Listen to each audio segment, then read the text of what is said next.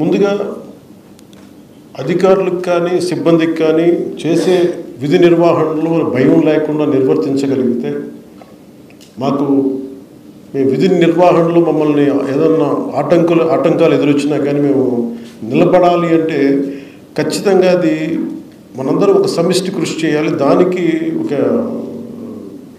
బాధ్యత గల మంత్రి పొజిషన్లో ఉన్న నేను నా main concern, primary concern first అటవీని సంరక్షించాలి అంటే ముందు అధికారుల భద్రత చాలా చాలా కీలకం. సో దాని మీద మేము ప్రత్యేకించి నేను చాలా స్పష్టత ఉంది. ఎనీ పొలిటికల్ ఇష్యూస్ వచ్చినా కానీ, పొలిటికల్ ఒత్తిళ్ళు వచ్చినా కానీ చాలా చాలా స్పష్టంగా, ఇంక్లూడింగ్ కూటమి పార్టీల్లో ఉండే వ్యక్తులు కానీ, ఎమ్మెల్యేలు కావచ్చు, మిగతా ఏ స్థాయి వ్యక్తులైనా కావచ్చు, వెరీ క్లియర్ కట్ ఇండికేషన్ ఇవ్వడం జరిగింది. ఎట్టి పరిస్థితుల్లో కూడా మీరు లైన్ దాటకుండా డ్యూటీ చేసే అధికారులని మీరు ఎట్లా ఇబ్బంది పెడితే మటుకు కాన్సిక్వెన్సెస్ చాలా 100% అప్లై అవుతాయి. దయచేసి ప్లీజ్ చూడండి. దాంట్లో భాగం మీరు చేసుకుంటూ వచ్చాం. అలాగే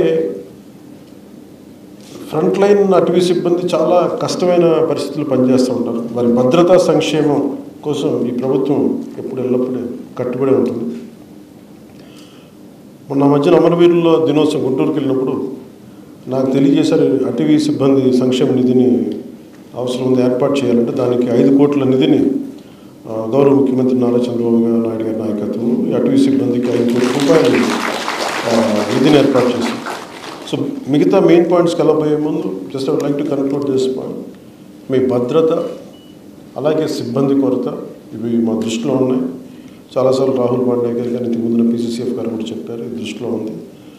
నేను ఛార్జ్ తీసుకున్నంత లోపే దీన్ని try to address it as best as I can. I give you that.